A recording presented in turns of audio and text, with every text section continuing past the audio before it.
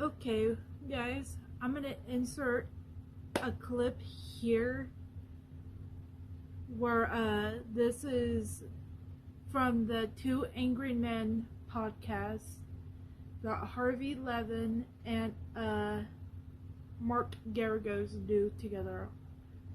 It's called Two Angry Men, but these are clips that Talia, Eric Menendez's daughter, posted on her Instagram story.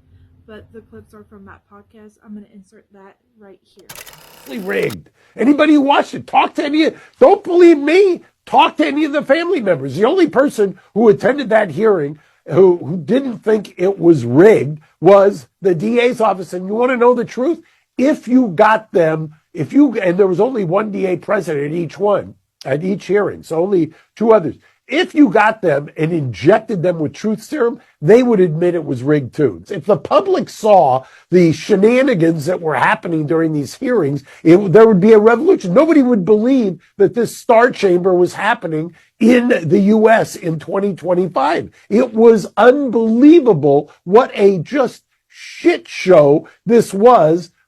For these people to be conducting and to be so ill prepared, so out to lunch. And I should have known. It's really my fault. This is on me. And one of the commissioners during Lyle's actually likened cell phone activity to cell phone usage to gang activity, which has got to be the height of hypocrisy, and talking about how it threatens correctional officers. Let me explain something to you as to how hypocritical and how outrageous this is. First of all, they have tablets, they've got phones, and they pay for minutes. I have to pay for get GTL. The only person who doesn't profit or gets impacted financially by cell phone usage in the prisons is the for-profit suppliers, number one. Number two, how do you think these cell phones get into the prisons? Do you think drones come by and drop them in? Or do you think guards smuggle them in and sell them to the inmates? I mean, is that what happened with Eric and Lyle? That's what happens with every cell phone in the prison system. They're all in the prison system. They're all smuggled in by the correctional officers. What a joke this is. One of the commissioners actually asked today why. I swear to God, you can't make this up. Was the fact that Lyle bought a Porsche after the parents were killed and Eric brought a Jeep show the difference in their personality characteristics? That was a legitimate question. Not what have you done? Not Lyle, why is it that when people were attacking you in prison, you didn't get violent? Why is it, Lyle, that we don't have a single violent incident in 30 years in these prison system? Why is it that you've done this great work with the Green Space program and mentorship, and there's all kinds of people who talk about what kind of great work you do? But no, I want to know, back then, when you were a 21-year-old who had just killed your parents, why did you buy a Porsche and not a Jeep? That was a legit, serious question. That's why they didn't want this to be public, because if the public saw this, they would just be beyond themselves. Okay.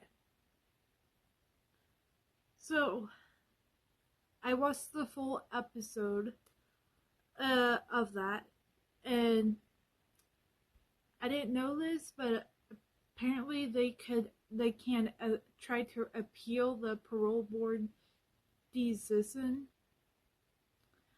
So they're going to try to appeal the parole board's decision. They're still going forward with the habeas corpus. That still is taking its sweet ass time on putting that all together. We still got clemency, which was talked about in the podcast episode. Mark Garagos really does have a lot of faith that Gavin Newsom could grant them clemency still. And I've had a lot of faith that Gavin Newsom will grant them clemency for a while now. But right now, with the parole board decision and all that, with just parole, is now in Gavin Newsom's lap on what happens next with parole. But I'm glad that we can appeal it. I didn't know that was the thing you could do, was appeal the fucking decision. Had I known that, I wouldn't have been as mad on Thursday like I was. When Thursday happened and Eric was denied, that kind of marked Lyle's fate too. And Lyle was gonna say, no, I don't want to be paroled because I'm not leaving my brother behind. So, and I knew that was gonna be the way Lyle was gonna go about it. If Eric was told no, he was gonna say fuck no to parole too. But fuck all the people, because this was rigged, and I knew it was rigged. Like the way Talia is going off in her Instagram stories on Instagram, the way the whole family is upset. I just knew that this had to be a fucking setup, aka it was rigged. Because ain't no way it fucking wasn't. And I love how Thursday, I'm just not remembering this. I love how on Thursday I was like, I'm not gonna be posting all these thousands of videos talking about the Menendez brothers. But guess what? They're back in my thoughts 24/7 again. They're intruding in my thoughts. But I can't help it when this is something that has to be talked about. Because this is not right. This whole rigged, being set up shit, political shit too on top of that, it's just not right. That I have to talk about it. Because I feel like I'm doing a disservice by not talking about it. Okay, I'm just ignoring the problem. And I don't want to be doing that. So I'm not going to ignore the problem.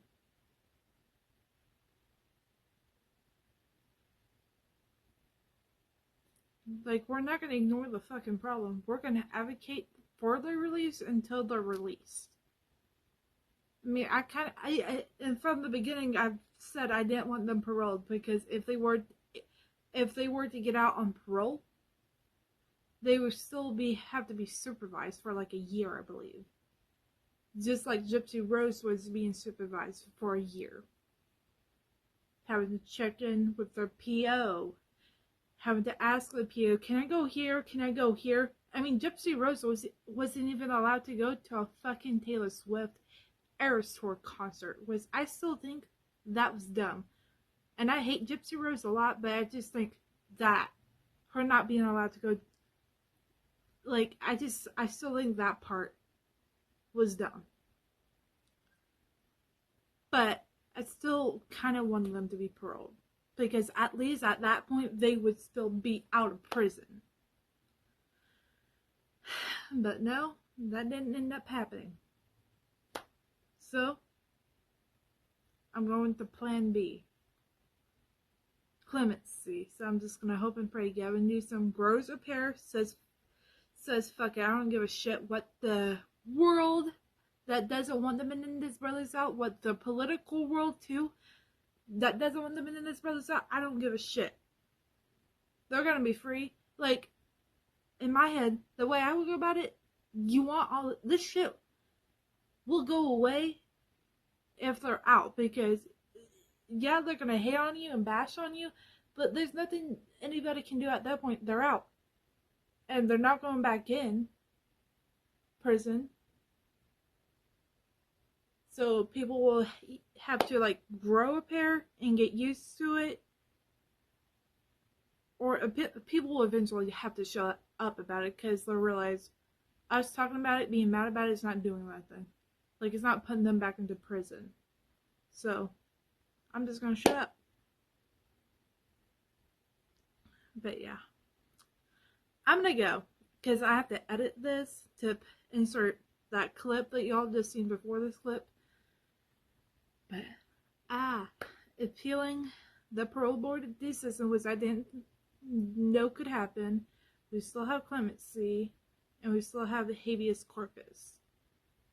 But